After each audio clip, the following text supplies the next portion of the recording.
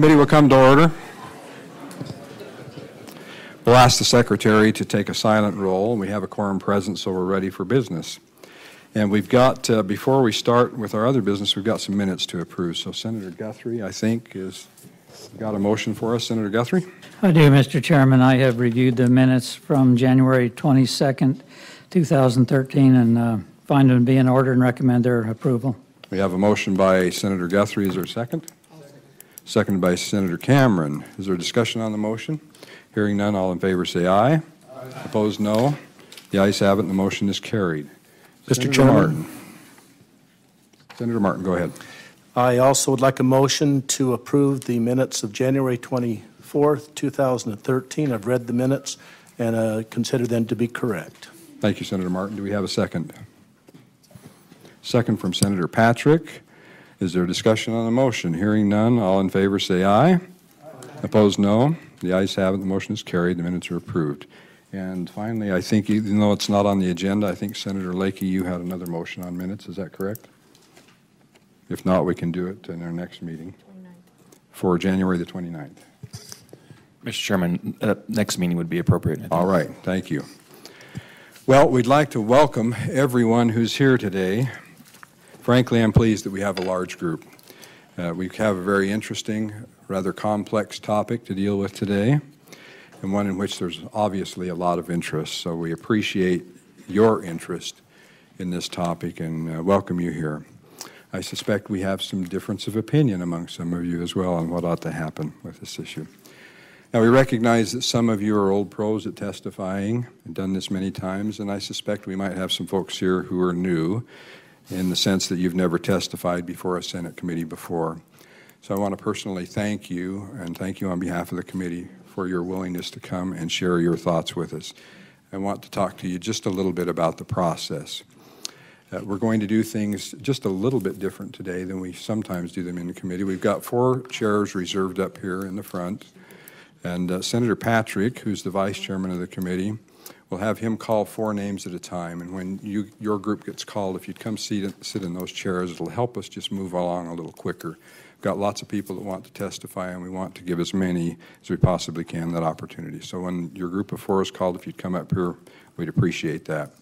When it's your turn to testify, if you'd please stand at the podium, make sure the microphone is close enough to pick up what you're saying. We want to be able to hear you clearly.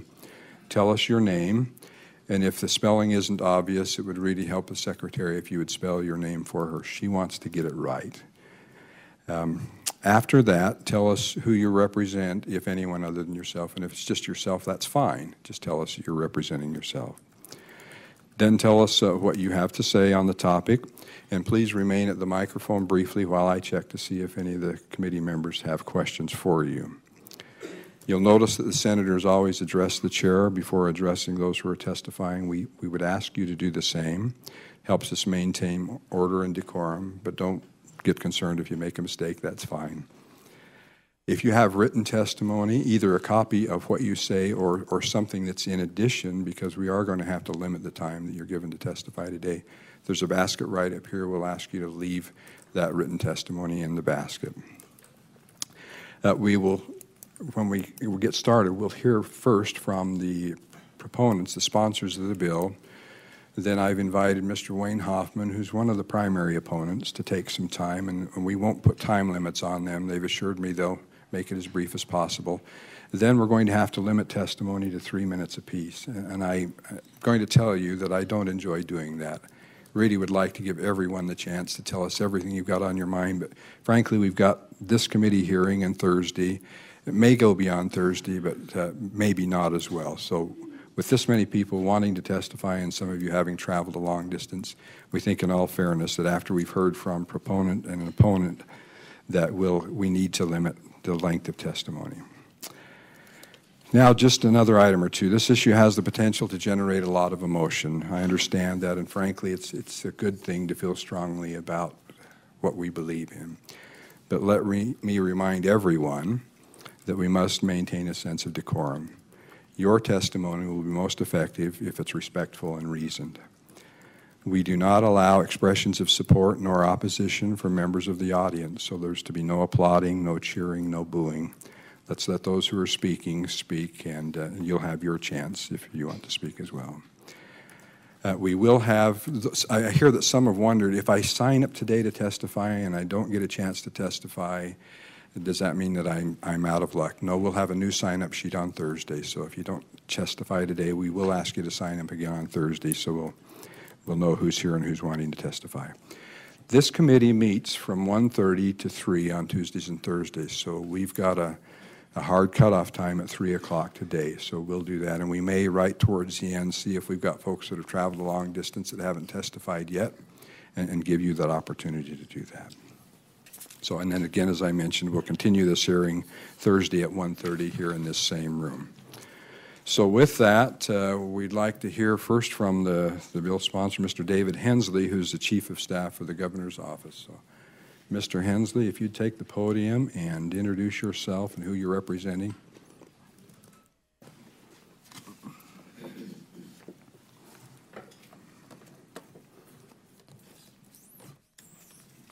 Good afternoon. Mr. Chairman, members of the committee, my name is David Hensley, Chief of Staff to Governor Otter, and I'd like to begin our discussion today by talking about the bill itself. I'd like to walk you through the bill and the language of the bill, and I'd like to discuss the costs associated with an exchange. I think it's an important starting point for our discussion to understand a specific figure. And that number is 278,800. That's the number of Idahoans who we estimate do not have health insurance. Again, 278,800 people. And I want you to have that number for two reasons. The first is to show that more than 1.3 million people in the state of Idaho are going to continue their coverage or get their coverage outside of this exchange. The second reason is that for those people, those 278,800 people, the exchange is going to be a marketplace where they can voluntarily go to shop, compare, and purchase health insurance. So the obvious question facing the governor was, why not just let them and small businesses go through a federal exchange to purchase their health insurance? And the answer is really twofold. The first is, if we can help it, we don't want to leave those individuals and small businesses at the mercy of the federal government. And second, even with the restrictions of Obamacare, we know we can do a better job at this than the feds. That's some of the impetus for Senate Bill 1042, which creates a state-based exchange. And it creates a state-based exchange as an independent body, corporate and politic. It establishes a board to oversee and govern the provisions and the exchange itself. There are 16 members on that board.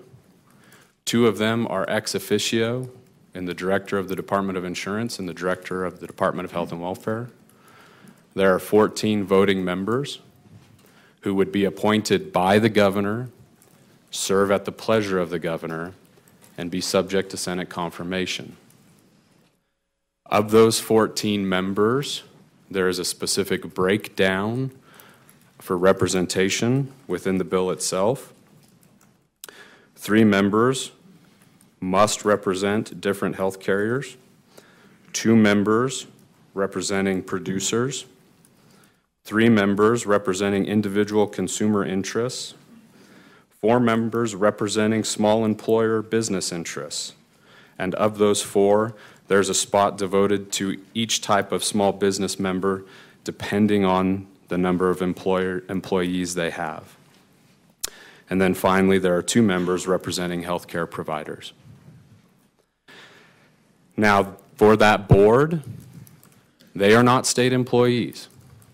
They are not eligible for PERSI. And the exchange itself, pursuant to the language of this bill, is not a state agency. The board is restricted, has mandatory provisions it must carry out, and also has discretionary authorities. I'd like to start with the mandatory provisions. Under this bill, all meetings of the board would be subject to the open meeting laws of the state of Idaho. The board would be required to contract for an annual audit of the exchange by an independent third party. The board will have to develop, adopt, and implement procurement policies and guidelines. And finally, they are responsible for reporting to the governor, the director of insurance, and the legislature on an annual basis beginning in January 2014. Let's turn to some of the optional or some of the discretionary provisions of the board. They're able to adopt bylaws. Those bylaws are subject to the approval of the director of the Department of Insurance. Not only is his consent required for the passage of those bylaws, but any amendment in the future.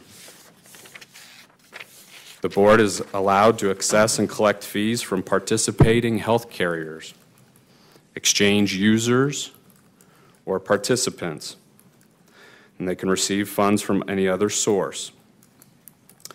They're not subject to income taxation, and they're able to appoint advisory committees. They can take legal action, they can enter into contracts, and they can develop, adopt, and implement a plan of operation for the governance of the exchange. And that being said, the board is subject to specific limitations, which are stated on page 4 of the bill. The board has no power to change its legal structure. It has to be financially self-supporting and cannot request financial support from the state, nor does it have the power to tax or encumber state assets. It has to serve as a voluntary marketplace. The board nor the exchange can require any person to use or participate in the exchange. It does not have the authority to impose or collect from any person a penalty for failing or refusing to participate in the exchange, or failing to purchase health benefits outside of the exchange.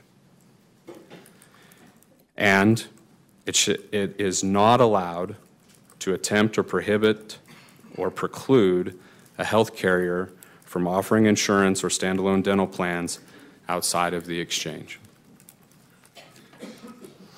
What's also interesting is that we are specifically clear that the state of Idaho will not be liable for any of the obligations of the exchange. Finally, there's an emergency clause in the bill that would make it applicable and enforceable upon the signature of the governor. With that, Mr. Chairman and members of the committee, I'd like to turn our attention to the costs of an exchange. I want to start by talking about the cost of building the exchange.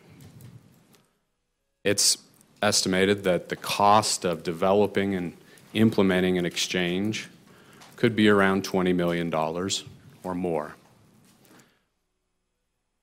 Today, there is $20 million of federal funding available for this board, if it's created, to use to develop and implement a state-based exchange. There's an opportunity for that same board, if it's created, to apply for further federal grants up to January 1st of 2015 for the completion of that exchange. One of the benefits is we're seeing in the marketplace today advances in technology that may prove to reduce the cost of implementing or developing an exchange, and this board would be able to take advantage of some of those cost savings, some of those advances in technology, some of the work that other states are doing. The second cost associated with an exchange is the annual operation. We've been told through the governor's process over the fall that we can estimate $10 million for the ongoing cost of operating an exchange. From our standpoint, that can be achieved through a per member, per month fee, or a premium charge. And if you think about 177,000 people using this exchange, and that number's based on data from 2011 of those who were insured through either the individual and small group markets, you can see that we could have a per member, per month fee, of $4.80 to cover the costs of operating the exchange on an annual basis. Now that works out to about $58 a year per member. And I want to contrast that with what the feds have told us it will cost them to run a federal exchange. They believe they will generate $28 million a year from a 3.5% premium tax or premium fee on the same 177,000 people who participate in the exchange, with an average premium on an annual basis of $4,650. Doing the math, that works out to a per member, per month fee of about $13.55. At the end of the day, if we can save Idahoans money, which we believe we can, by operating this in a more efficient manner, we should. And so with that, Mr. Chairman, members of the committee, I'd stand for any questions. Thank you, Mr. Hensley. Are there questions, Mr. Hensley? Senator Durst. Mr. Chairman, I was waiting for someone else to jump in first. I appreciate the opportunity to ask some questions. Go ahead. Thank you, Mr. Chairman. Mr. Hensley, I have a litany of questions, but I'll try to consolidate them as much as I can. The first are a couple technical questions. In the definition section, 416103, you define by reference to code. And one of the things I noticed when I was looking at the code was that you define person in section 414104, but you just define producer in 4141003. However, person is also defined in that same code. I'm wondering why you differentiated between the definitions and why you selected the definition in 41104 for person instead of the one that's found in 41103. Mr. Hensley.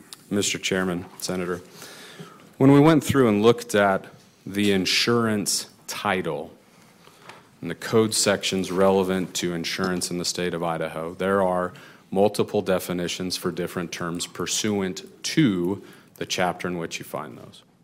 What we tried to do was find the most simple, often broadest definition that we could incorporate by reference, one, so that we could make this bill easy to understand and, quite honestly, shorter.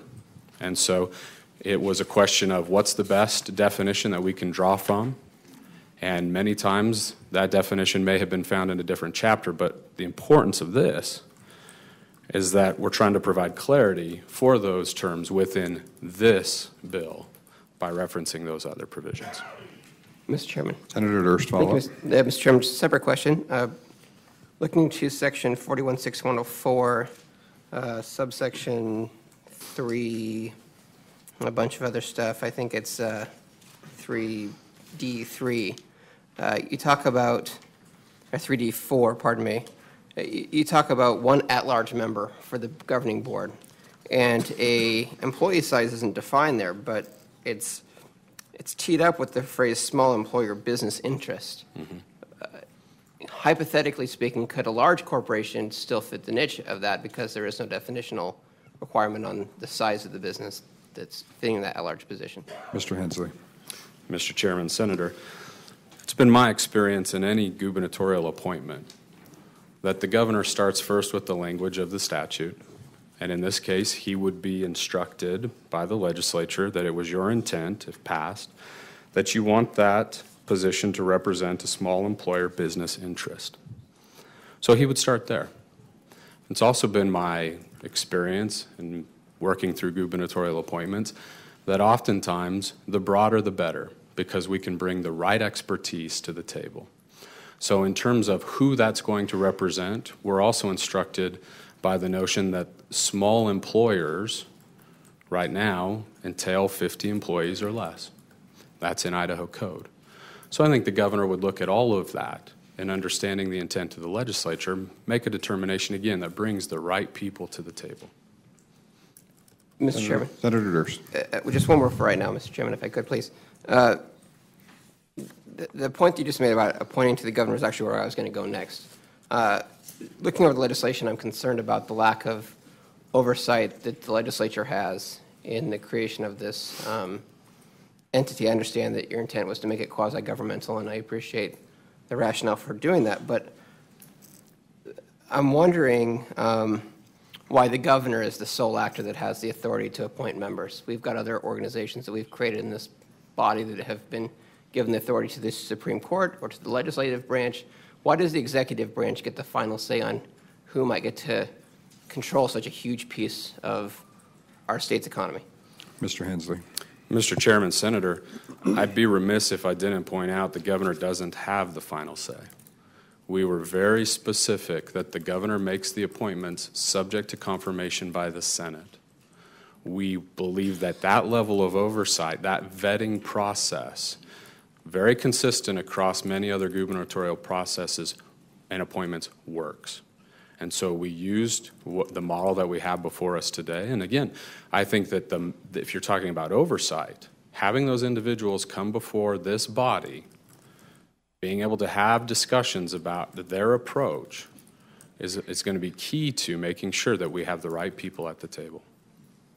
Further questions for Mr. Hensley? Senator Schmidt. Thank you, Mr. Chairman. Mr. Hensley, I appreciate that you've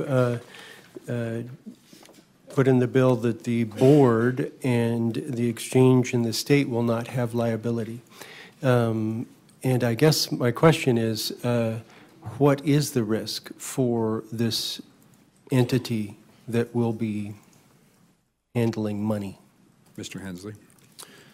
Mr. Chairman, Senator, first of all, I do want to be clear that the state won't be liable for the actions of the exchange or the board.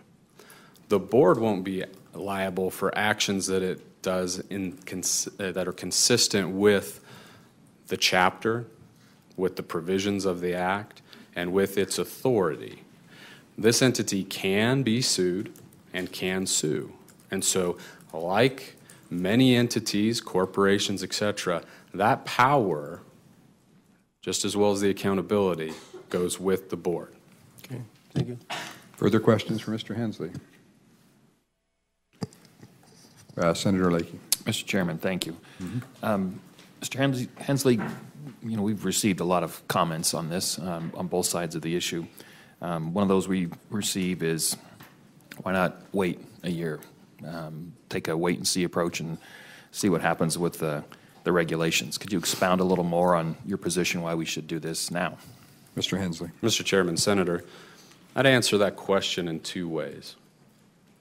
The first is the governor faced a deadline in December to make his intention clear, or else the federal government was going to impose a federally facilitated exchange in the state of Idaho.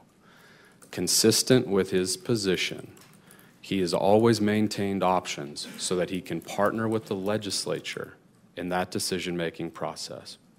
So one, in December, he made the decision to hold the option open so that we could have this discussion today. Second, to me, the option of waiting and seeing is analogous to it's analogous to purchasing a home. You can buy a home built with very little say in what goes into that home, and costs of renovation could be increased, could be more, or you can get in on the ground floor. To me, what it boils down to is just that. Do we want in on the ground floor? Do we want to control as much of our destiny as we can? Or do we want to inherit what the federal government sets up for the state of Idaho? Thank you, Mr. Hensley. Other further questions? Senator Lakey, follow up. Thank you, Mr. Chairman. One more follow-up, separate question. Mr. Hensley, can you expound a little bit more? Say this legislation was approved and the board has proposed, we're in the process of making that happen. What control or, I guess, oversight does the federal government have on this specific legislation? Could they come back and say, no, we want you to change this or we want you to change that? Mr. Hensley. Mr. Chairman, Senator, part of the governor's decision in December was not only his intention, again, subject to legislative approval, but also a blueprint outlining how the state would go about creating this entity, what it would entail. That blueprint has been approved by the federal government. We've received conditional approval to move forward, and of course, the condition is based on the approval of the legislature. Further questions for Mr. Hensley? Senator Getty. Thank you, Mr. Chairman. Mr. Hensley, at best, we have an ambitious track moving forward to try to comply in the time frame. What happens if we don't get a state-based exchange in place in time to meet the federal deadline? Mr. Hensley. Mr. Chairman, Senator, I think you have to start with the premise that absent our ability to have a state-based exchange, the feds, through the Secretary of HHS, will impose a federal exchange on the state of Idaho. There is an option that if we get to that point, the deadline, and the feds are not willing to allow us some latitude, then the states have another option of partnering on specific provisions under the Act, plan management, and consumer outreach, and that would and could be an option down the road. But at this point in time, I want to be very clear. We believe that this is the first step in the process. We believe that if approved, every effort will be made to be successful in the endeavor of creating the exchange. And the time frames, speaking to that, the Secretary, some of her staff have been to Idaho. They've talked about the flexibility in terms of those time frames, some of the deadlines. So again, if we're making progress, we believe that they'll stay at the table and talk to us. Further questions for Mr. Hensley? Looks like, Senator Durst, go ahead. Mr. Chairman, just a couple other questions, if I could, please. Looking at the section on 416105, subsection 2F, I'm wondering how this relates to any willing provider provisions that we have in the state of Idaho and if there's any impact upon those. Mr. Hensley. Mr. Chairman, Senator, I apologize. What provisions? Provisions that may require any willing provider provision, whereas any provider of medical services may be allowed to participate in any network that it's being offered in the state. Mr. Hensley. Mr. Chairman and Senator, as the language states, the ability to contract is for the implementation of the health insurance exchange. It's not referencing specific contractual relationships with providers. So again, it's limited to the ability to make sure that we have a marketplace that's voluntary for people to shop and compare and buy insurance. Mr. Chairman. Senator Durst. Just a separate question. You talked about the member cost and looking at the operational cost for this going forward, and you did a good job of outlining the state wouldn't have any fiscal liability in maintaining it. My concern is for the consumers in Idaho and wondering what percentage of the operation of this portal would be borne by them and what percentage of it would be borne by health insurers that are selling plans on the market. Mr. Hensley. Mr. Chairman, Senator, now first of all, the requirement is that the exchange has to be self-sufficient after 2015. The board has the flexibility to address that issue. One possible way to address that is the per member per month figure we discussed. The second is to look at costs borne by insurance providers and insurance companies participating in the exchange.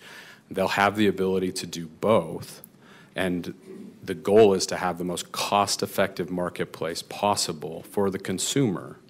Again, those less than 300,000 people we're talking about. Further questions? Thank Thank you very much, Mr. Hensley. We appreciate your presentation. Thank you, Mr. Chairman. We'll now hear from Mr. Wayne Hoffman. As I mentioned previously, we haven't held the first two presenters, one in favor, one opposed, to the same time restrictions. So Mr. Hoffman has a bit more leeway. So Mr. Hoffman, go ahead, please. Mr. Chairman and members of the committee, thank you very much for the opportunity, and I really appreciate you allowing me some discretion here. Again, for the record, I'm Wayne Hoffman. I'm Executive Director of the Idaho Freedom Foundation, which is a nonprofit, nonpartisan public policy research organization based here in Boise. We're 4 years old, and since the beginning of the organization, we've been working on and following and examining legislation pertaining to health care, and most notably the Affordable Care Act, which when it passed, we analyzed, and then I was later appointed to the governor's task force on health insurance exchanges and served with Senator Getty, and that was a very good experience. I would not purport to you that I'm an expert in the Affordable Care Act. I don't think anyone is really an expert in the Affordable Care Act.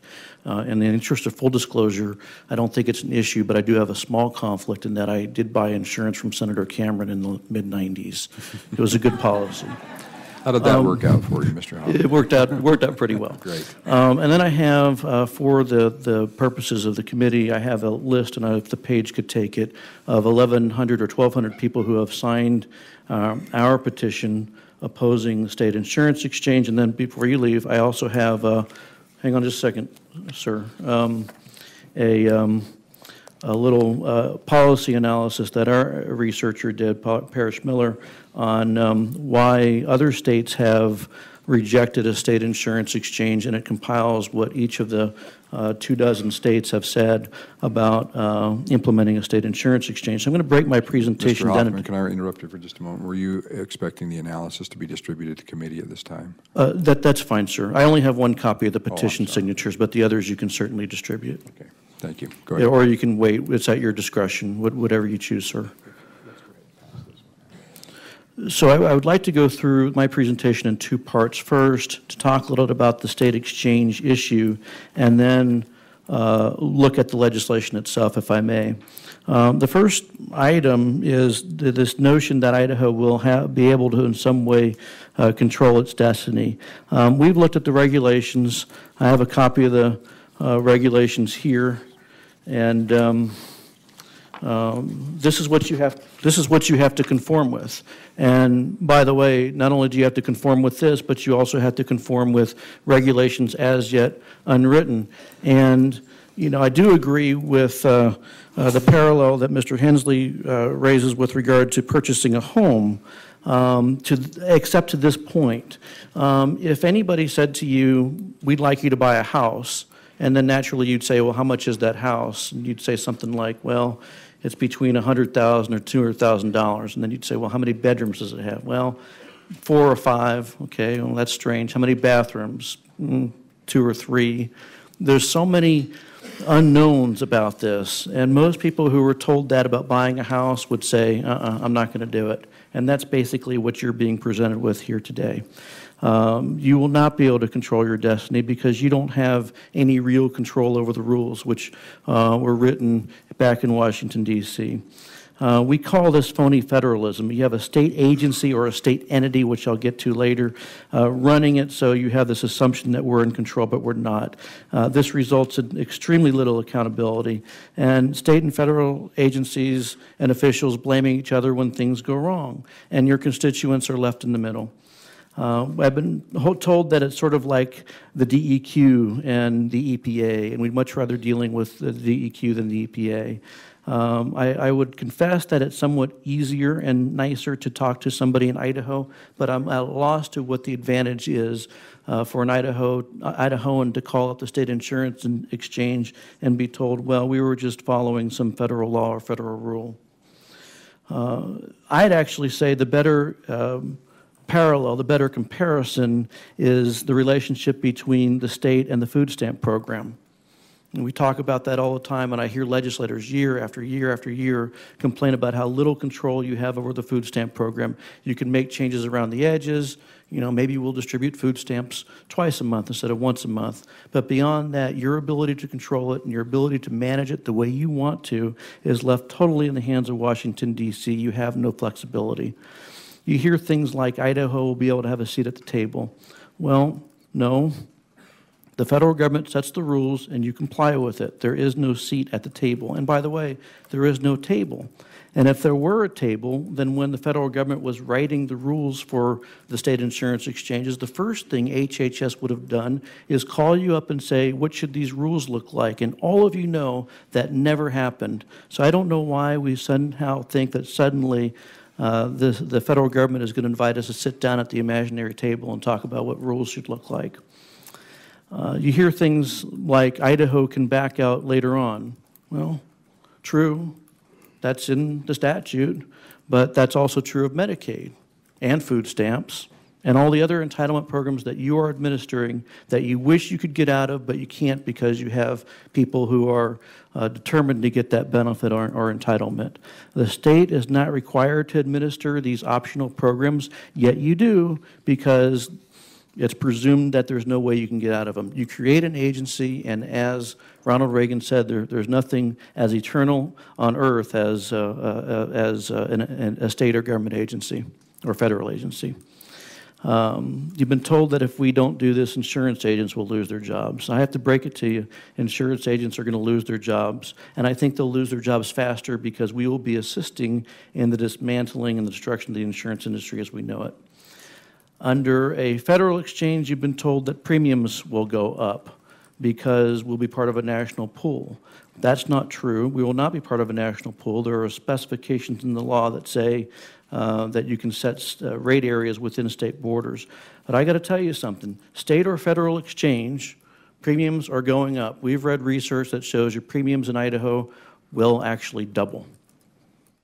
And then we get told things like, well, it's the law of the land. I think that's the weakest argument of them all, and bear with me and forgive me for waxing philosophical for this, but whenever you're told something's the law of the land, look at how many times that has happened in human history.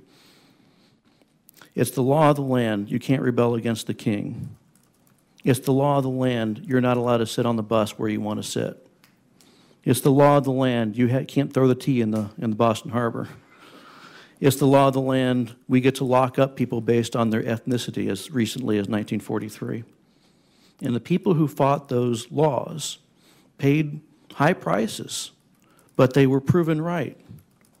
And every organization that we associate with all across the country are saying, law of the land, freedom. The Cato Institute, the Heritage Foundation, the Heartland Institute, and other think tanks like the Idaho Freedom Foundation are saying states are no better off creating a state health insurance exchange. There is no distinction between a state health insurance exchange and a federal health insurance exchange. You will be under the thumb of the federal government. You will be helping impose federal law. And if you think you have flexibility, it's a complete myth. I also want to provide to you, I'm sorry I didn't give this to you earlier, the Secretary of Health and Human Services letter of January 3rd, where the Secretary says, we're pleased to inform you that Idaho has received conditional approval of a state insurance exchange. And then it says, your approval is contingent on the following conditions. And number one is comply with regulations and expected progress milestones. During the first year of the program, plan year 2014, approval of a state-based exchange will account for the timeliness related to the guidance and infrastructure development. This to me reads like the note that I got from my professor in college who said, here's how much your final is going to count for. You are under the complete thumb of the federal government. You will have no control whatsoever, and if the federal government doesn't like what you're doing, you will be reprimanded for it. Now, to the bill, and I can talk more about the insurance exchange and the ins and outs of that in questions, but with regard to the bill, the first part of the legislation on page 1, and specifically 18 through 32, where it talks about it is the public policy of the state of Idaho to actively resist federal actions that would limit or override state sovereignty. Mr. Chairman and committee, just because it says that you're doing that doesn't mean that's what you're doing. Just saying it in statute doesn't make it so. And there's nothing in this bill that protects state sovereignty, far from it. I would also argue, as I said before, that what you're implementing is a form of phony federalism that's going to hurt your constituents in the long run. On page 3, in the new section 416105, this section of the bill is of major concern to us. 416105 in sub B, it talks about adopting bylaws for the regulation of its affairs, meaning the affairs of the board of the exchange and the conduct of its business, subject to review and approval by the director. It's interesting that what you've done is you've created a non-agency agency. So we understand that the legislature can't create a corporation under Article 3, Section 19. So we've created this entity that's sort of like the Idaho Housing and Finance Administration. The problem with that is that the oversight for the legislature is very, very ominously restricted. You have the ability to confirm the appointments to the board, and that's about it. And I would prefer, frankly, for you to own the exchange. If you're going to go out and create one, then own it. Make it an agency and make the agency's rules subject to your review the way you do for other government agencies. This is an odd duck, and it gets worse. Under sub C, you say assess and collect, the bill says assess and collect fees from participating health carriers, exchange users, or participants, and receive funds from any other source. There are two issues with this. Number one, I have never seen anywhere in statute, and somebody will correct me if I'm wrong, and even if it does exist, it's not a good public policy from your perspective, the statement where the legislature says, go forth agency or organization and collect a fee. We will not tell you what kind of fee it is, how you assess it, or how much it is. And that's essentially what this bill is doing. It is delegating the legislature's lawmaking authority to an organization, and it doesn't say how much or why. The other thing I would add is that also in sub C, it refers to participants. So you're going to assess and collect fees from health carriers, exchange users, or participants. And nowhere is the word participant defined. I suspect somebody will have some legal argument as to what participant means, but it's not defined in the legislation, and it seems to be distinct from the definition of an exchange user. So I don't really know what that means, and you're subjecting somebody to something unknown, and all of you should be very, very uncomfortable with that. And finally, on page 5, in the new 416107, relation to other laws, and it talks about relying on the work performed by the director of the Department of Insurance and Health and Welfare. Obviously, there's going to be some kind of impact on the work of the other agencies, and yet the fiscal note seems to indicate that's not the case. I would argue that under Joint Rule 18, you've got a bit of a problem. To summarize and to kind of rebut a little bit what my friend Mr. Hensley said, he said we don't want to leave businesses at the mercy of the federal government. Folks, they're already at the mercy of the federal government. This doesn't shield them from anything. And in fact, the legislation, nowhere in this legislation is there a shield, a sword, or anything that protects Idahoans from the federal government. In fact, what you're doing is you're helping implement the thing that is hurting Idahoans or will hurt Idahoans. With regard to the cost, I won't argue that we can do a better job than the federal government, and I hope that we could, but we don't know enough about this to know what that even looks like. Are we really going to do a better job? We don't really have a clear guideline what that job looks like.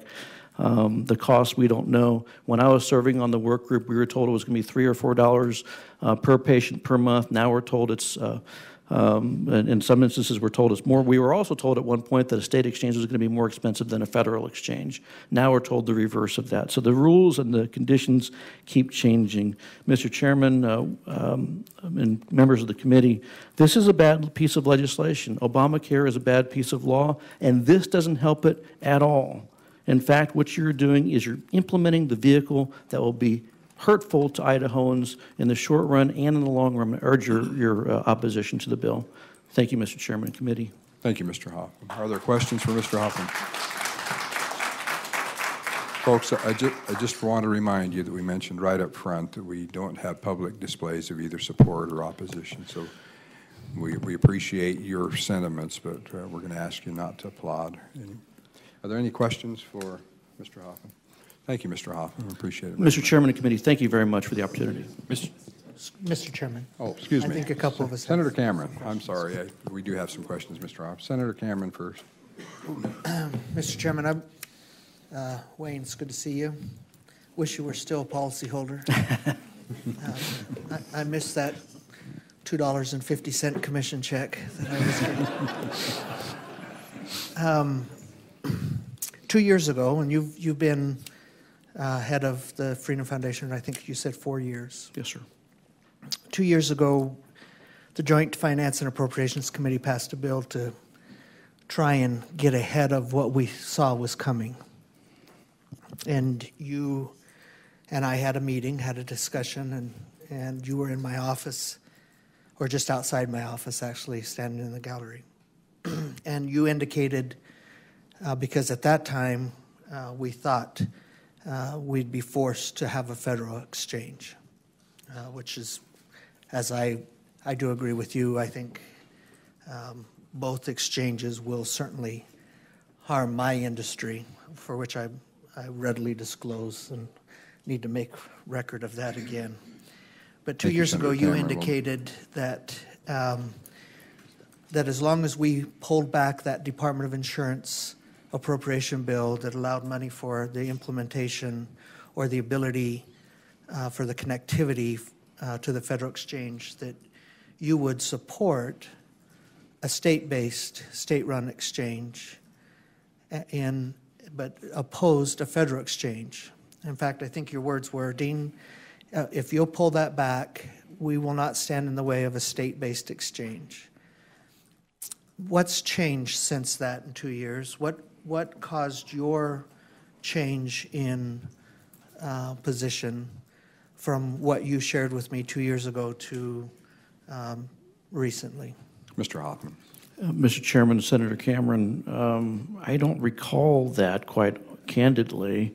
It's been a couple years, and I'm getting older and grayer, and so I think we've been very consistently opposed to a state insurance exchange. But I'd also remind you that this whole thing has been a moving target. We were waiting for a U.S. Supreme Court ruling. We were waiting for rules from HHS. We were waiting for some greater certitude about what an exchange actually looks like and what it does. I think this has been a moving target all along, but our objection has been to a state insurance exchange, and I think and it always has been, and I think as you look at what the statute says and what the rules say, you still have some ability to wait. Under HHS Rule 155.06, you have the ability to wait another year and get some more information. I'd still encourage you to do that. In a year, will I be supportive of a state insurance exchange? Probably not, but at least I think you'll know a little bit more. Senator Cameron, follow up. Mr. Chairman, and I don't want to belabor this too much because I do want to have an opportunity to hear from the people who have traveled. And I do want to try to put a little finer point on your position. I think, frankly, I think you know my feelings of the Affordable Care Act and Obamacare, how much I dislike the way it was done, dislike what it says, know that it will not work. But at the same time, I'm trying to figure out what is the better strategy, and I'm trying to get at what I think is the better strategy for the state to push back on the provisions of the Affordable Care Act. It's unclear to me, from your perspective, how the state not acting and sort of relinquishing the authority, and it's made. The part of the rules that we do know, it's been made very clear that if the state does not do a state exchange, that the federal government shall impose one, and we know that they're ready to do so. And what's made perfectly clear is that if the state doesn't do a federal exchange, will also take over the regulatory arm of the insurance industry from the small group and individual market side, and we lose control. Now, granted, I know your argument's going to be, well, you don't really have the control, and our argument is I think we have legal standing. I think we have the opportunity to push back on rules and provisions as we engage through the process. Help me put a finer point on, because I think your opposition is opposition to the Affordable Care Act in general, as we do too. But help me put a finer point on why you think the state should not be proactive, why we should not be acting, as Justice Roberts said, like sovereign states, and moving forward. Mr. Hoffman. Mr. Chairman and Senator Cameron, well, a couple things. First of all, this bill doesn't reflect that.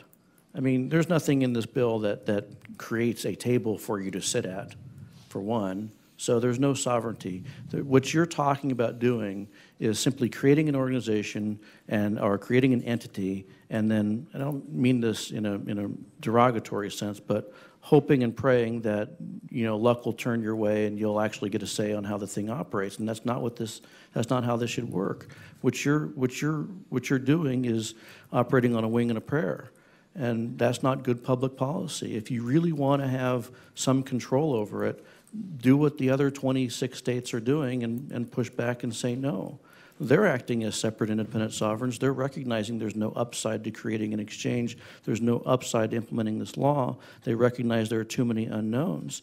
And yet we're buying the house without knowing the price and how many bedrooms it's in. Senator Cameron. Mr. Chairman, just to follow up. Go ahead. And then I'll let it go, and we may have to discuss it at some other point. But just to follow up, it seems to me that some of the general provisions that have been outlined by rule and law, many of our current policies would meet, whether they're in the exchange or out of the exchange. So where we have the opportunity, where the table is created, where we have the opportunity is if the federal government, if we establish a state-based exchange and the federal government comes back and says, you know what, you've done okay, but you didn't dot this I and you didn't cross this T, and we then have the opportunity of saying, sorry, okay, we'll fix that if that's good public policy, or we have the opportunity of saying, sorry, we're not going down that road. One example of that, and I'm not an attorney, so all we need is two people that aren't attorneys talking about, but one of my concerns is if we don't act, do we have legal standing to sue the federal government should they try and impose something further on us through the exchange? Have we been damaged? Is there some way that we can say that we've been harmed because you're going that extra step if we've refused to act? So I guess, and a good example of that, for example, and I hate to even bring this subject up, but there is a whole issue. There's a whole issue about whether termination of pregnancy is covered or shall be covered. Under a state exchange, the law specifically says the state can exclude it. We have taken action 2 years ago that would say we can exclude it, but under a federal exchange, that would be potentially forced upon as a covered benefit to our citizens. So in that regard, how do we legitimately argue that non-action is an appropriate course of action or lack of action? Mr. Hoffman. Mr. Chairman and Senator Cameron, a couple things. First of all, I'm not an expert on the abortion provisions. However, I've been told that there is no distinction between a federal exchange and a state exchange with regard to the termination of pregnancy. I would leave that to other people to talk about. That's my understanding. Number two, you had said something previously that I think I need to clarify a little bit. My understanding in reading all the different rules and regulations and the guidance from HHS says by having a federal exchange, you are not surrendering your ability to regulate the insurance market in the state.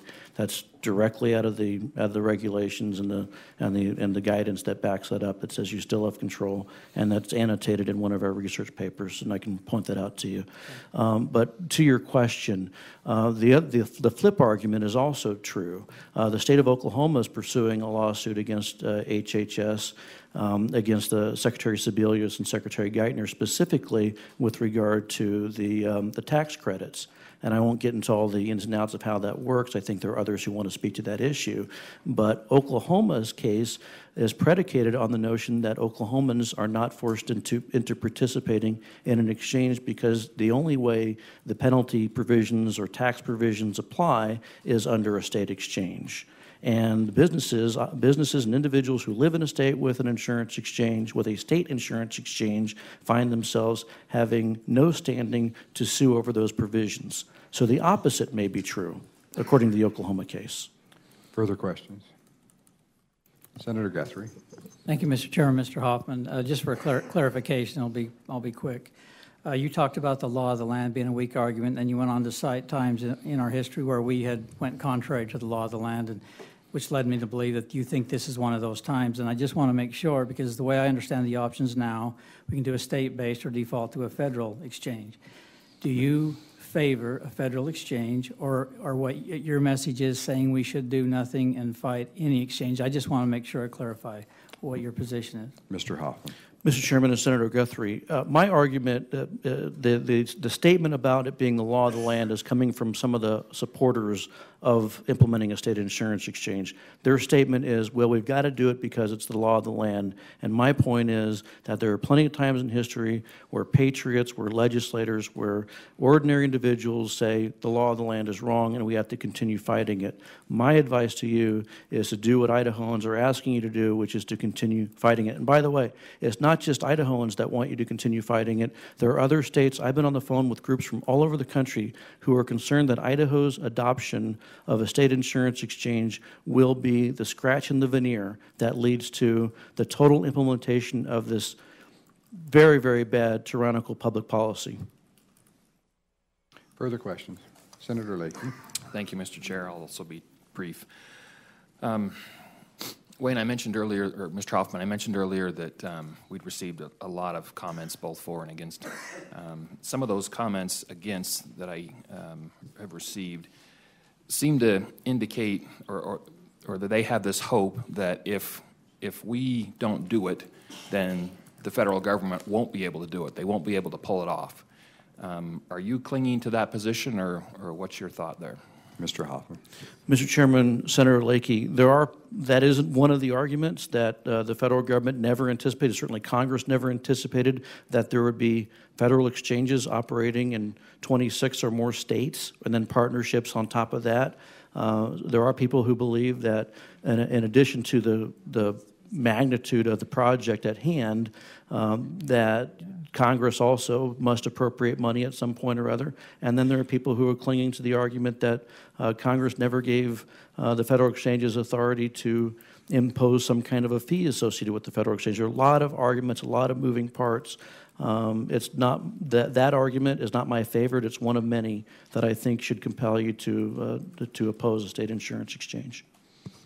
Follow up, Mr. Chair. Senator Lakey, follow up. So it sounded like you have also received those same comments, but am I hearing you correct, Mr. Hoffman, that you believe there is legitimacy, that has potential, that if we don't do anything, the federal plan will fall apart? Mr. Hoffman. Mr. Chairman, Senator Lakey, it's certainly a possibility. Like I said, it's one of many components I think that you have to look at. Did Congress appropriate money for it? Does the federal government have the ability to operate in all these states? Have the rules been written? Will you really be able to retain your state sovereignty? All those questions come into play, and you know, John Adams said facts are stubborn things. Well, this is a stubborn fact. No one anticipated there was going to be a federal exchange operating in more than 24 states. Follow up, Mr. Chair. Senator Lakey, please. Different question, Wayne. Mr. Hoffman, stepping back from this for just a minute, do we both agree on the general conservative concept, better the state than the feds, in the vast majority of things? Mr. Hoffman. Mr. Chairman, Senator Lakey, not necessarily. Okay. I mean, if the state government is merely going to be an instrument for imposing tyranny, how does that make it better? We've seen that time and time again through history where people say, we've got local control, by golly, but we're using it to abridge people's freedoms. I don't think that's a good thing or a positive thing at all. Mr. Chairman, follow up? Senator Lakey. Okay, so Mr. Hoffman, I tended to step back just a little bit from the issue at hand. I certainly understand your position on this one, that your perspective is we do not have the ability to have any discretion. Stepping away from that issue, you still think that it's not necessarily better as a concept to have have state control over federal control? Mr. Hoffman. Mr. Chairman, Senator Lakey, I use the parallel again of the food stamp program. You have state control over it. What's that doing for you? Absolutely nothing. Just because you have a state bureaucrat. And by the way, there's a very interesting point in the dissent in the NFIB case that's worth taking a look at. One of the things that the dissenters mentioned is this phony federalism, this relationship between state and federal government, where the federal government says, okay, states, you set this up, and then you run it, and then we'll tell you how to run it. The dissenters very, very intelligently, I thought, brought a great point, which is it hides accountability. It makes it so you don't know who to call. I'm angry because I've got the state agency at my door. I yell at them. They tell me, oh, go call the federal government because they're making us be here. I don't know how that makes it better for Idahoans. All it does is it hides accountability, it hides responsibility, and it pollutes our system of federalism. Mr. Chairman. Senator Lakey. Thank you, Mr. Hoffman. So I guess we're not stepping aside from the issue at hand. That's okay. It was my intention, Mr. Chairman, Senator Lakey, it was my Mr. intention Hoffman, to be stepping aside from the issue. I think it applies to a lot of areas of law, a lot Mr. of Hoffman, programs. let's let Senator Lakey I apologize. ask his question. Thank you, Mr. Senator, Chairman. please. And Mr. Hoffman, I plan on looking at that issue specifically in regards to this particular statute. I think on the other side of the coin, there are examples where the state has done a better job than the federal government, whether it's managing wolves or DEQ regulations. And so there's the other side of that coin as well. Let me, if I could, kind of ask just a slightly different twist on the question that I asked Mr. Hensley.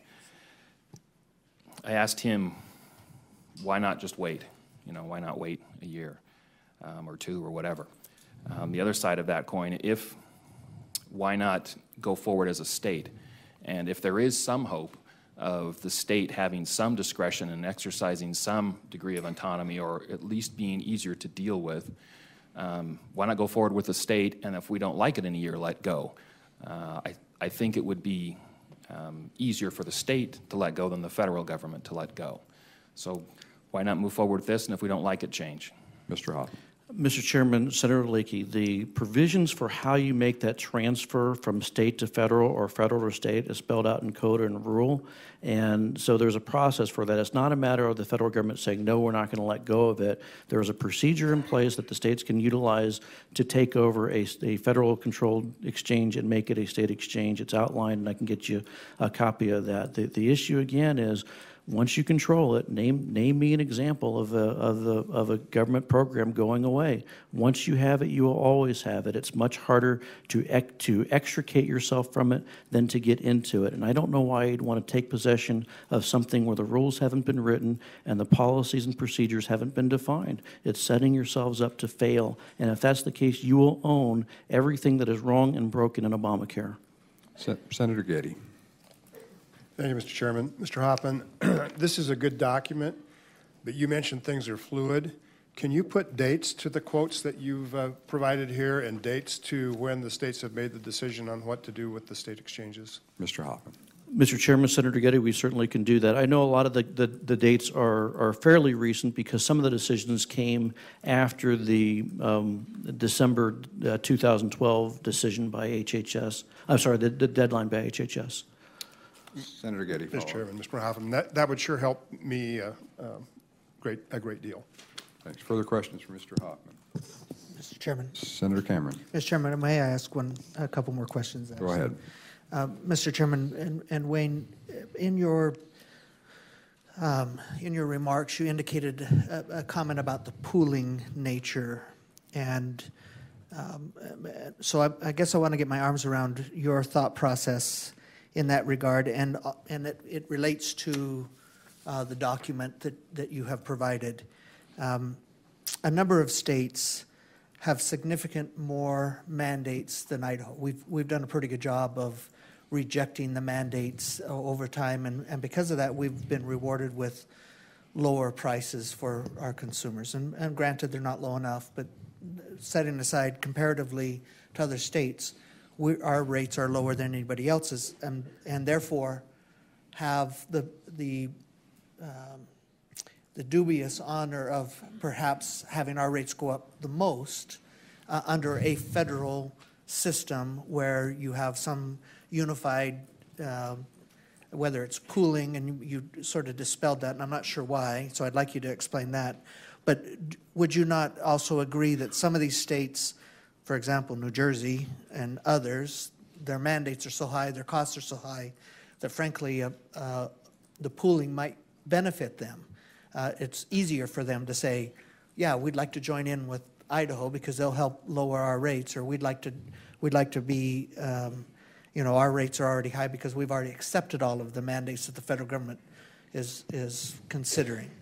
Help me with that. Mr. Hoffman. Mr. Chairman, Senator Cameron, boy, I don't want to go head-to-head with somebody who knows the industry better than I do, so bear with me, and I'm going to try to do this as best I can. It's our understanding, the reason we raise the point is because people have been saying that if we do a federal exchange, if we allow ourselves to participate in a federal exchange, assuming one comes into being in Idaho, that we will be pooled in this national pool in a federal exchange. That actually is not the case per the provisions under the Affordable Care Act. With regard to the, and by the way, I've been a very, very big proponent, as you will know, of allowing for insurance sales across state lines. The provision that's been in place since 1961, I think, has done little justice to Idaho residents. Beyond that, you have a document in front of you from Professor Peter Crabb of NNU, who researched this issue with relative to insurance premiums, and his conclusion is that Idahoans aren't necessarily that much better off than other states, and again, it's his research, and I'd rather you ask him questions about it, aren't necessarily better off relative to other states if you take a look at per capita income. So there are other moving parts to this that I think have to be contemplated. Senator Cameron. Mr. Chairman, just to put a little finer point, and I appreciate, and I hope I get the opportunity to ask him. I haven't had a chance to read all of his document, and I've tried to read everything that's been provided, both pro and con, on the issue. And I think the point that's being made is, it's my understanding under the Federal Act, and I have read not all of it, but most of it, that a federal exchange would be limited to one nationwide carrier of for-profit carrier and one non-for-profit carrier. Now, I understand that recently there's been communication from the director of HHS that maybe that won't be the case. Maybe they'll allow other carriers to participate.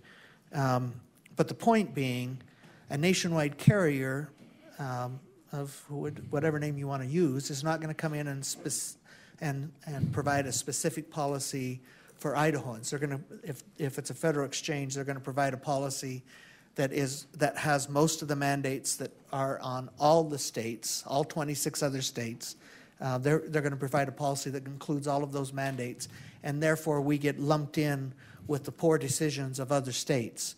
And I wonder if your organization has done that level of research. Have you looked at the mandates of other states? Have you looked at how those mandates being forced upon Idaho citizens may impact rates? Mr. Hoffman. Mr. Chairman and Senator Cameron, no, we've not done that kind of research, but my understanding is a little bit different from yours. My understanding is the insurance carriers based in Idaho would still be able to participate in the exchange, and because they'd have a competitive product versus the other products being offered by carriers from other states, they'd still be able to compete. The other thing that I'd point out is that those insurance carriers still have to comply with Idaho statutes. So, I mean, I don't see that as being, I think it's more of a red herring, frankly, Senator. Further questions for Mr. Hoffman? Thanks, Wayne. Appreciate you. Chairman and committee, you've been gracious. Thank you so much for your time. Thank you. Well, folks, the good news is we've had a really good discussion to this point, and the bad news is we don't have much time left today for the hearing. We've got a chance just to hear from a few folks. Now, being aware of the fact that some of you probably traveled long distances to be here and are not able to return Thursday, I'm going to ask for your cooperation and those who feel a burning desire to address the committee, and we can probably only hear from about 6 folks or so before we need to end this meeting at 3 o'clock. So any of you who feel like you'd like to speak today and won't have a chance to be here Thursday, we'd invite you to come forward and take those 4 seats up front. And when they're full, if there's a vacancy, someone else can come and fill those. We appreciate your cooperation, and I'm sorry that we aren't going to be able to hear from more of you today than we're going to, but we do have another full hearing on Thursday at 1:30. So, sir, if you'd take the mic and introduce yourself and tell us who you represent, and we'd be happy to hear from you. Thank you. My name is Joe Kowalik. I'm from Eagle. I won't be here Thursday because I'll be at chemotherapy. Joe, could you spell your last name for the secretary? Kawalec. Thanks, Joe. Excuse me if I'm a little nervous the first time. You know what? We're nervous when we're standing at that podium, too, so don't worry about it. You're fine. The reason I came, I had certain things that I wanted to say, but after hearing from what the state has presented. Joe, can I interrupt you for just a minute? I forgot something I should have mentioned.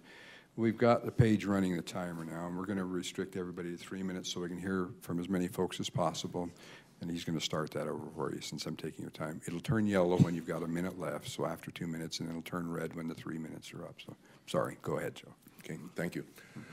As I said, I had certain things I wanted to say.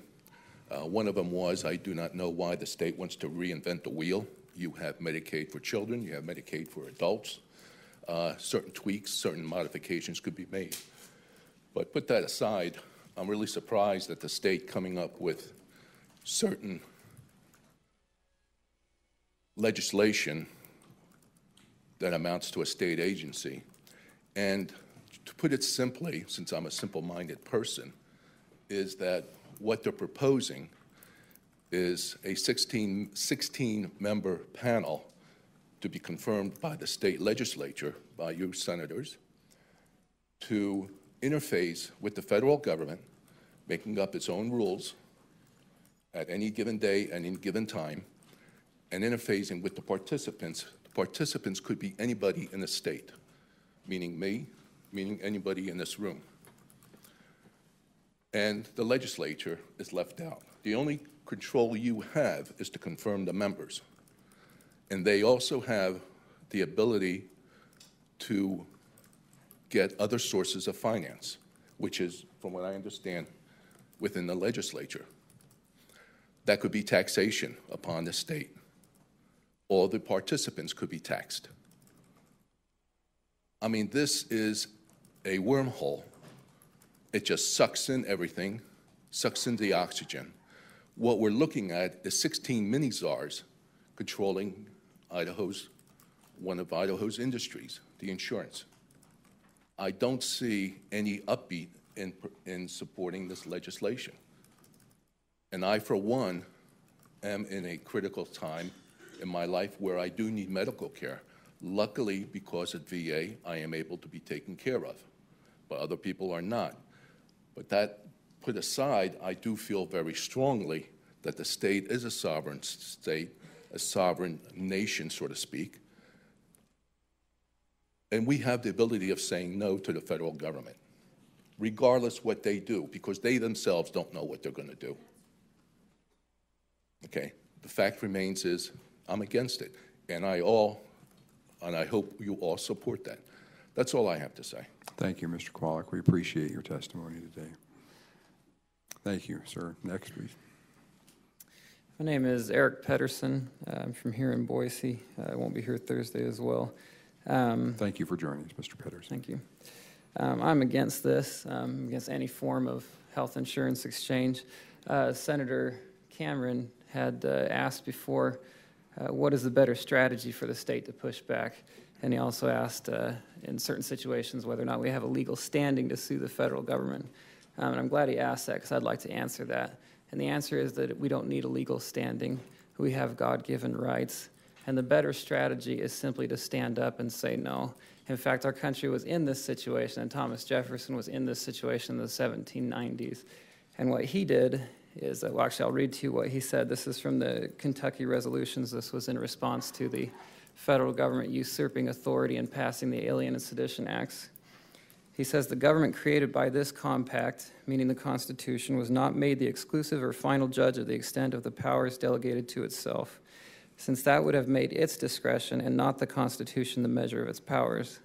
The several states composing of the United States of America are not united on the principle of unlimited submission to their general government, but that by compact, under the style and title of a Constitution for the United States, and of amendments thereto, they constituted a general government for special purposes, delegated to that government certain definite powers, reserving each state to itself the residuary mass of right to their own self-government, and that whensoever the general government assumes undelegated powers, its acts are unauthoritative, void, and of no force.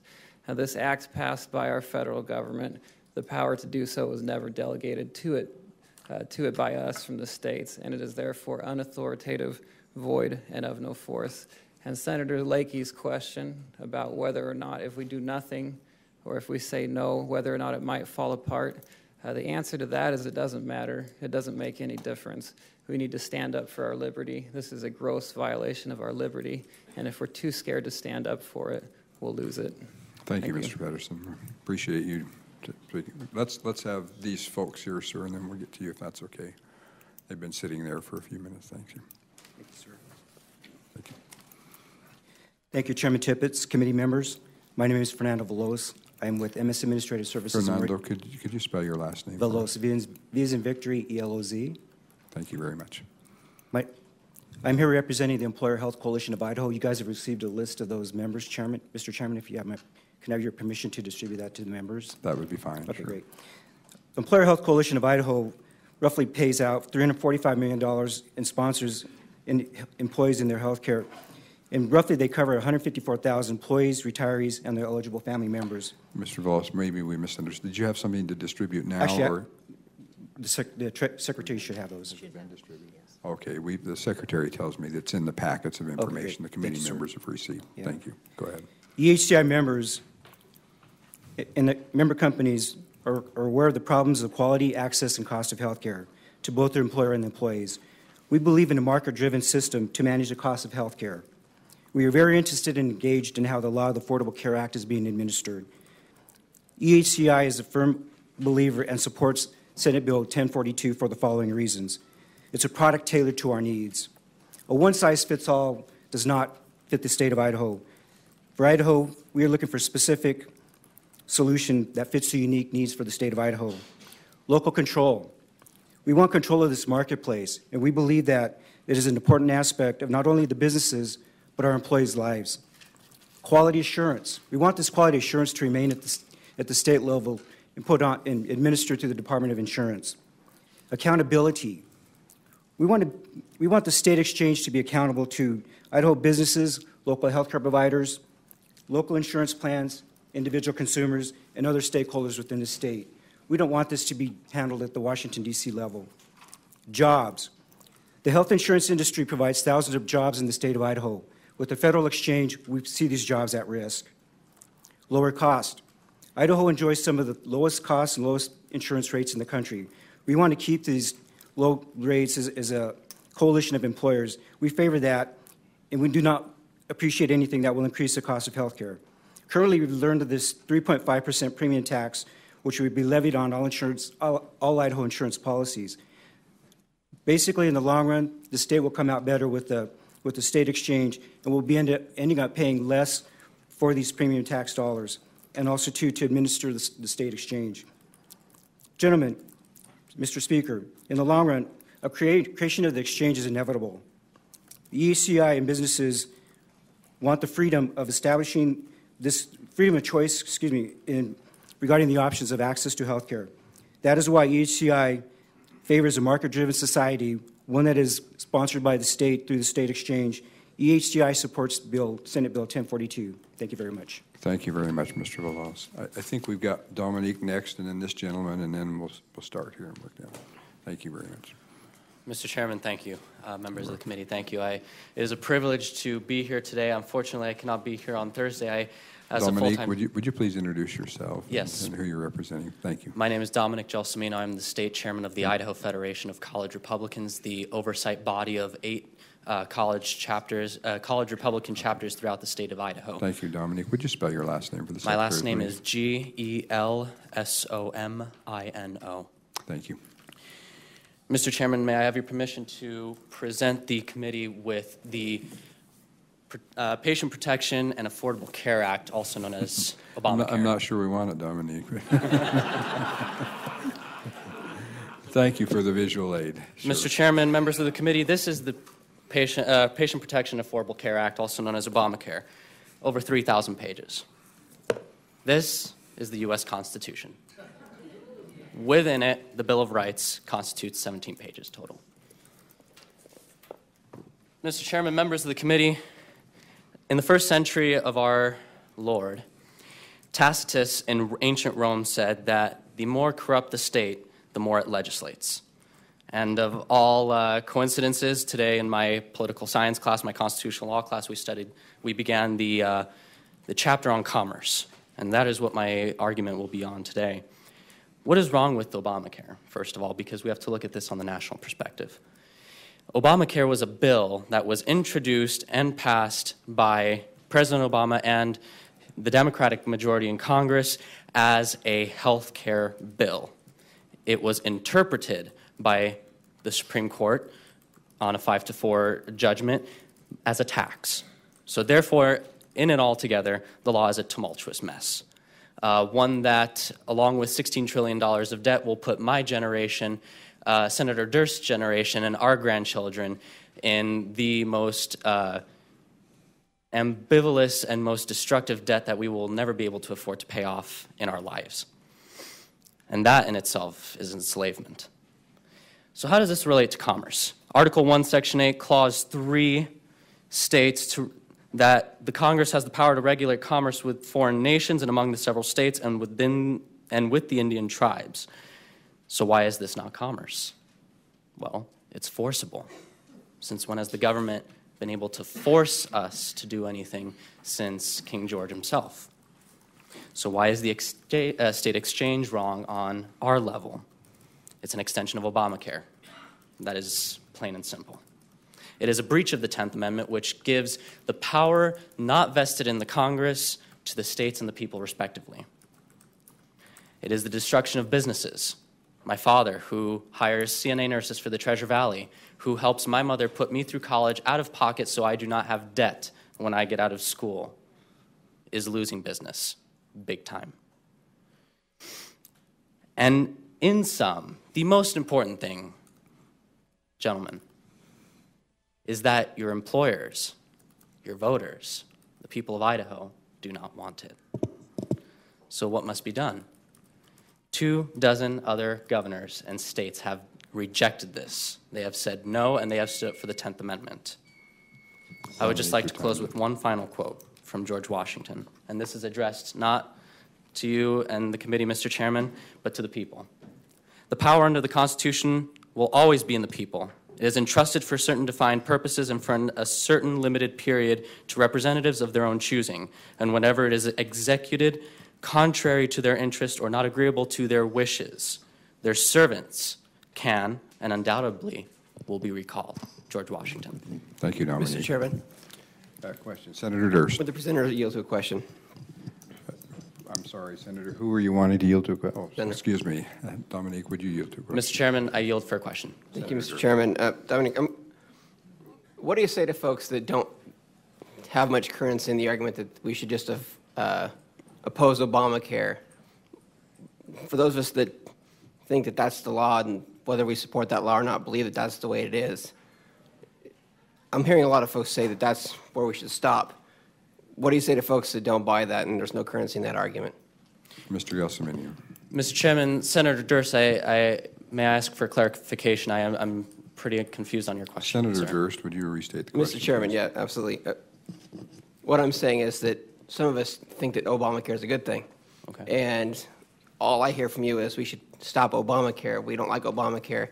Do you have an argument to make to those of us that may may be interested in how we should vote on this legislation without regard to just having a blanket, we don't like the federal government, let's do it ourselves approach. Mr. Chairman, Senator Durst, you know, it is tough to give those who support the legislation a reason why not to support it, because they have undoubtedly, undecidedly remained in support. Margaret Thatcher, former Prime Minister of Great Britain, said that the medicine is tough, but it needs to be taken. And this legislation is not good medicine. And the people of Idaho do not want to take it. And that is simple enough to be the respective argument for why the legislation should be brought down is because your constituents have wanted it to be brought down on a grand scale. I know your district primarily agrees with your philosophy, Senator Durst, but the majority in Idaho disagree. Thank you, Mr. Gelsomino. I think we've got time to hear. Appreciate your. Mr. Chairman, thank you. Thank you, committee. Thank you. Sir, if you take the podium, I think we've got time to hear a couple more. Okay. My name is John Menno. That's Jon, and the last name is Menough. Thank you very much, sir. I'm down here from Elk City. It's a long drive, but it was important to me to come down. Mr. Chairman, members of the committee, I think we've got something that's very important to us here today. We, the states, are being asked to become, again, a lackey of the federal government. We are being asked to put our sovereignty aside and do what they ask us to do, whether we like it or not. You know, over the last 100 or so years, everybody who sends to Washington, D.C. seems to forget the fact that the states formed the federal government, not the other way around. The states have the ultimate authority, and we need to remember that. There's a lot of things that I could go into and reasons we should say no. We talked some about cost today. One of the questions that I would like to ask the committee, we heard earlier today that there's 177,000 people out here in our state that don't have or are somehow being handled individually, you know, through insurance, not through employers. Here a couple weeks ago, the IRS came out with a number in one of their statements that in 2016, an individual family of 4 is going to have to spend $20,000 a year for the most basic policy under Obamacare. My question, if we're going to go forward with this, how are those 177,000 people possibly going to afford that? Because they are not high-income people. Most of those people are struggling to get by, often more than some of the rest in this state. It's a good question. I don't see an answer. Regarding the issue of it's the law of the land, in 2005, the Congress passed Real ID Act. That became the law of the land. In 2008, the Idaho legislature decided to pass a law that says, no, it's not going to be the law of the land in Idaho. 33 other states did the same thing. The Real ID Act is still the law of the land today, but 33 states plus Idaho have simply said, we are not going to enforce it. We are not going to do it. And I think this is another case where we need to do that. By setting up a health care exchange, it's been mentioned before, we're going to be going into a contract with the federal government where we have no idea of cost or what the provisions are going to be. You know, we're stuck and won't be able to do too much about it. I would like to urge this committee to vote against not only setting up a state health care exchange, but to oppose any kind of health care exchange in the state of Idaho. And I would like to remind the committee of Justice Roberts' statement that we look to the United States to defend their prerogatives by adopting the simple expedient of not yielding to federal blandishments when they do not want to embrace federal policies as their own. We've got to be sovereigns. Thank you, Mr. Menno. Appreciate your testimony today. Sir, if you take the mic. Thank you. Gary Smith. I'm here representing myself, my children, and my 4 grandchildren that live in the state of Idaho. Mr. Smith, what was the first name? Gary, G-A-R-Y, Smith. Thank you very much. My position is no on either a federal or a state exchange. That is because I feel every American today and every Idahoan has medical health care to them if they are unable to get it, or I'm sorry, have health care needed and are able to get it now and even before Obamacare at most emergency rooms in the state of Idaho or around this country. The problem is, and where the problem exists, is the cost. Who pays? Again, in my opinion, there is another option that we should be looking at and that we can do in Idaho today to help reduce cost while providing care. That would be, a lot of people use emergency rooms in this state and around the country as their doctor's office. I would recommend that you seriously look at a plan that would say, if you use an emergency room or any health facility and you do, at the time you leave, and they ask you, do you have health insurance? You say yes or no. If you don't have health insurance, they ask you, can you pay at this time? Well, no, I can't pay at this time. All right, then we would ask you to sign this document that allows the state of Idaho, the hospital, whoever the agency is that has given them the care, the ability to garnish their pay. If you don't have a job, it will come out of either your welfare, your food stamps, your Social Security check, your pension, your unemployment. Very few people in this state have zero income. There is some place for them to go. It's how they decide to use that money. You will also agree that if you get a state or federal return at the end of the year, that agency, that hospital, will be allowed to take a portion of that or all of that until you've paid back your debt to that agency. So the above plan is simple. It costs little to implement. It can be put into effect almost immediately. And it has been demonstrated to cut down on the use of emergency rooms. Congressman Labrador, at a recent meeting, said that he attended a hospital in Seattle where they charged just $5 at the time of admission. And they were able to track and saw that the use of the emergency room went down just by asking for a $5 admission when they went in. That was his quote. I don't have the statistics. You can check with his office on that. But he made it very clear that it did go down by charging a fee. Our health system costs are going up partly because the growing number of people that use it and are unable or unwilling to pay. The numbers show that the population of the United States, 300 million, give or take, that the current unemployment rate is 5 to 15%. So that is about 30 million people that do not have health insurance, either because they can't or they don't want it. So I'll close by saying Idaho should join with the other 27 states that are standing up and saying, not just no, but no at this time. Let's take some time, as we've heard from other people, to review this and understand it, because I think voting on something that we don't know is like signing a contract without the specification. Thank you very much. Appreciate it. Thank you, Mr. Smith. And thanks to all of you for joining us today. It's difficult when we have many more people wanting to testify than we have time to hear you. Appreciate your patience in allowing some folks who aren't going to be able to be here Thursday to testify.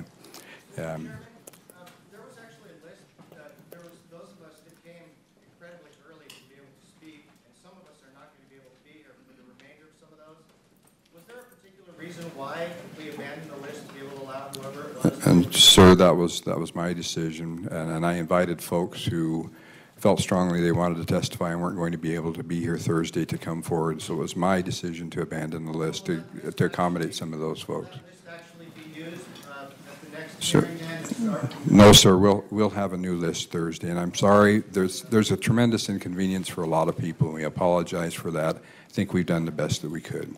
So we will convene again Thursday at 1:30. The committee will stand adjourned.